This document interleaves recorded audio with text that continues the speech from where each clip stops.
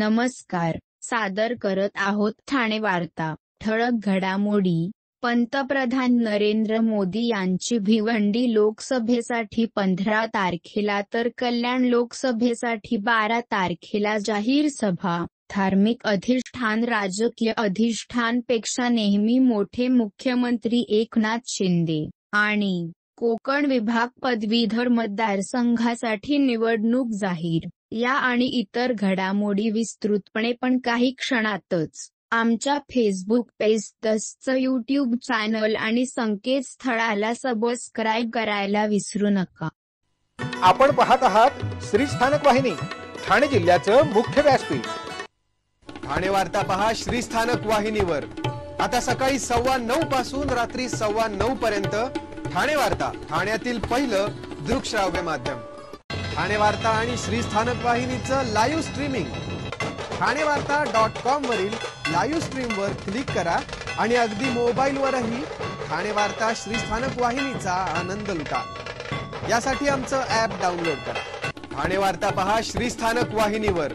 आता सकाळी 9:15 पासून रात्री 9:15 पर्यंत ठाणे वार्ता, ठाण्यातील पहिलं दृकश्राव्य माध्यम. आपण पाहत आहात श्री स्थानक वाहिनी, ठाणे जिल्ह्याचं मुख्य व्यासपीठ. धार्मिक अधिष्ठान राजकीय अधिष्ठानपेक्षा नेहमी मोठे असते असे प्रतिपादन मुख्यमंत्री एकनाथ शिंदे यांनी केलं. ठाण्यामध्ये साधू संतांशी बोलताना त्यांनी हे प्रतिपादन केलं. शांतिगिरी महाराजांनी आशीर्वादाच्या भूमिका असणे अपेक्षित आहे. त्यांनी महायुती सरकारला आशीर्वाद देणे अपेक्षित असून उलट ते निवडणुकीस उभे राहिले आहेत. आम्ही त्यांचा आदर करतो, मात्र त्यांनी घेतलेला निर्णय चुकीचा असल्याचं मुख्यमंत्र्यांनी सांगितलं. समस्त साधू समाज आणि मुख्य आखाडा यांचा मुख्यमंत्र्यांना पाठिंबा आहे. शिवसेना धर्मवीर आध्यात्मिक सेना प्रदेशाध्यक्ष अक्षय महाराज भोसले यांच्या नेतृत्वात बैठकीचे आयोजन करण्यात आले होते. निवडणूक आयोगाने विधान परिषदेच्या शिक्षक आणि पदवीधर मतदारसंघाची निवडणूक जाहीर केली आहे. कोकण विभाग पदवीधर मतदारसंघातील एका जागेकरिता निवडणूक होणार असून यासाठी सोमवार 10 जून 2024 रोजी मतदान होणार आहे. निरंजन वसंत डावखरे, कोकण पदवीधर मतदारसंघ, हे दिनांक 7 जुलै रोजी विधान परिषदेतून निवृत्त होत आहेत. त्यामुळे आयोगाने निवडणूक कार्यक्रम जाहीर केला आहे. कोकण विधान परिषद पदवीधर मतदारसंघाच्या निवडणुकीसाठी बुधवार 15 मे रोजी अधिसूचना जारी केली जाईल. या निवडणुकीसाठी बुधवार 22 मे पर्यंत उमेदवारांना अर्ज दाखल करता येईल. उमेदवारांनी दाखल केलेल्या अर्जांची छाननी शुक्रवार 24 मे रोजी केली जाईल.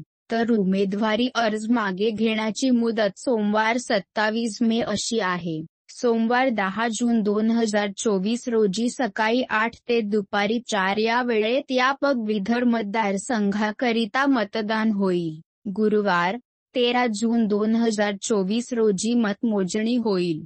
ही संपूर्ण प्रक्रिया 18 जून 2024 रोजी पूर्ण होईल, असे निवडणूक आयोगाने प्रसिद्धी पत्रकाद्वारे कळविले आहे. ठाणे लोकसभा मतदारसंघाअंतर्गत स्वीप पथकाद्वारे ठाण्यातील तलावपाळी परिसरात तृतीयपंथी समुदायासोबत मतदान जनजागृती कार्यक्रम घेण्यात आला. तृतीयपंथीय समुदायात मतदानाचा हक्क आणि त्याचे महत्त्व पटवून देण्यात आले.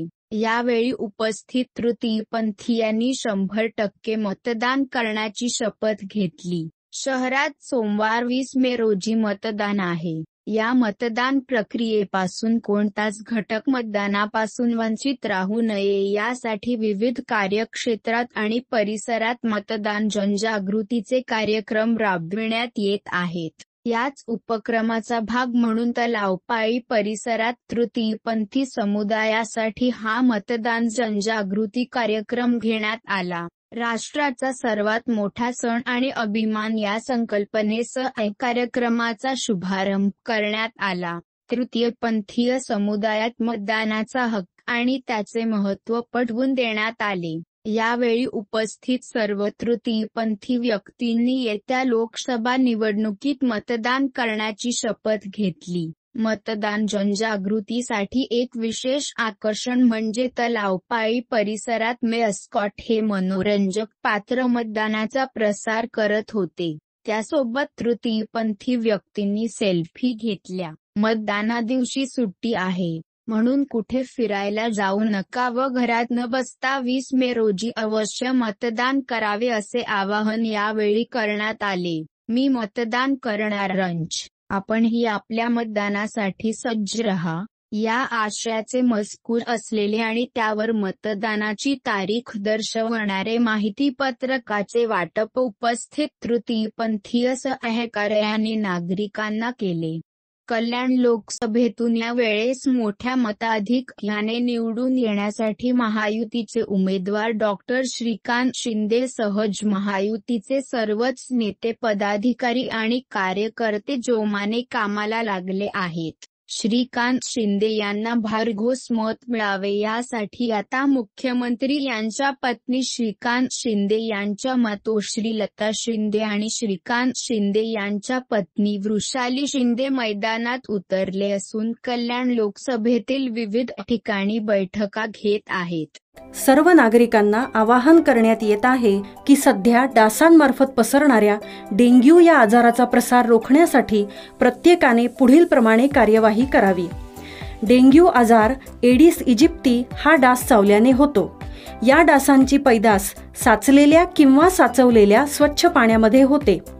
8 दिवसांपेक्षा जास्त दिवस पाणी उघडे व साचून राहिल्यास त्यात डास अंडी घालतात.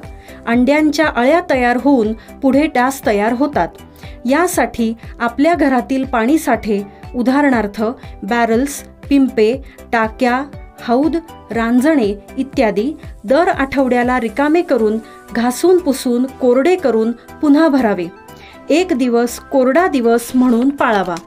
पाणी साठ्यांना घट्ट झाकणे बसवावीत किंवा जुनी साडी, चादर, धोतर यांनी बांधून झाकून ठेवावीत, म्हणजे डास त्यात जाऊन अंडी घालणार नाहीत. घराच्या गच्चीवर, आजूबाजूला, अंगणात कोठेही पाणी साचू देऊ नये. भंगार सामान उघड्यावर टाकू नये. उदाहरणार्थ टायर्स, प्लास्टिक सामान, कुंड्या, टाकाऊ वस्तू इत्यादी. अशा सामानात पावसाचे पाणी साठून त्यात डेंग्यूच्या डासांची पैदास होते.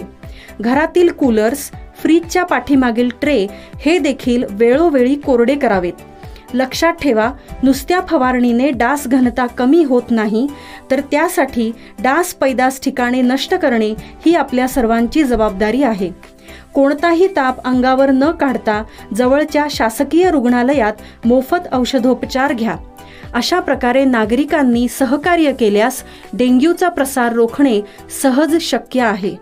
माळशेज घाटाच्या पायथ्याशी कपिल पाटील यांची चाय पे चर्चा केली. माळशेज घाटाच्या पायथ्याशी टोकावडे परिसरात प्रचार करताना भिवंडी मतदारसंघातील महायुतीचे उमेदवार कपिल पाटील यांनी सहकार्यांसमवेत टोकावडे नाक्याच्या टपरीवर चहा घेतला आहे.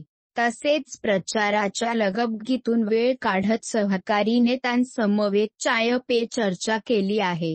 यावेळी शिवसेनेचे उपनेते प्रकाश पाटील, कुणबी सेनेचे प्रमुख विश्वनाथ पाटील, शिवसेनेचे संपर्क प्रमुख सुभाष पवार आदी उपस्थित होते.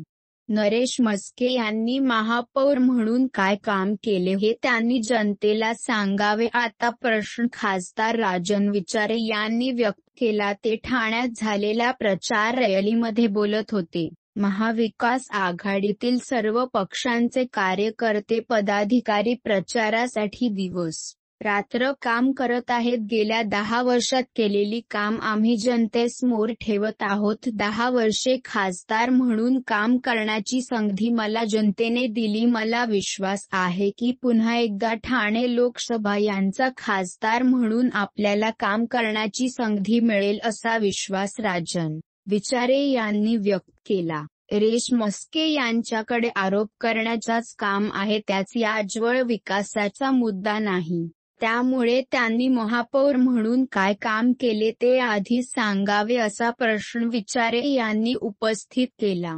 नरेश म्हस्के यांच्या प्रचार रॅलीमध्ये मनसे नेते अविनाश जाधव सहभागी झाले होते. ठाणे लोकसभेचे उमेदवार नरेश म्हस्के यांनी आज धर्मवीर आनंद दिघे यांच्या समाधीस्थळावर नतमस्तक होऊन आपल्या प्रचाराला सुरुवात केली. विशेष म्हणजे निवडणुकीचे तिकीट जाहीर झाल्यानंतर शहरामध्ये होत असलेल्या रॅलीमध्ये महाराष्ट्र नवनिर्माण सेनेचे नेते अविनाश जाधव व आमदार निरंजन डावखरे हे देखील यामध्ये सहभागी झाले होते.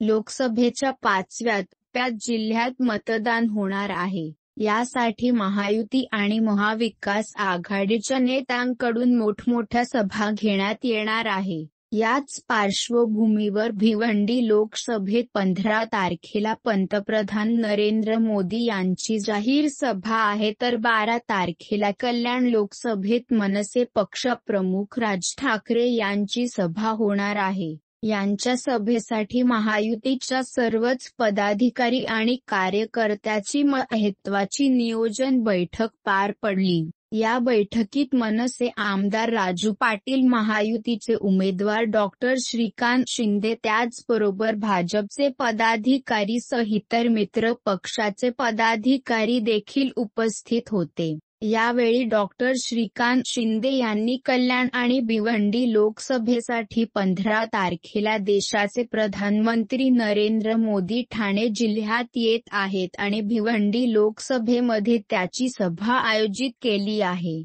15 तारखेला वरटेक्स ग्राउंड कल्याण वेस्ट भिवंडी लोकसभा पंतप्रधानांची सभा होणार आहे. त्याचबरोबर 12 तारखेला कल्याण आणि ठाणे लोकसभेसाठी खारेगाव 90 फूट रोडला राज ठाकरे यांची सभा होणार आहे.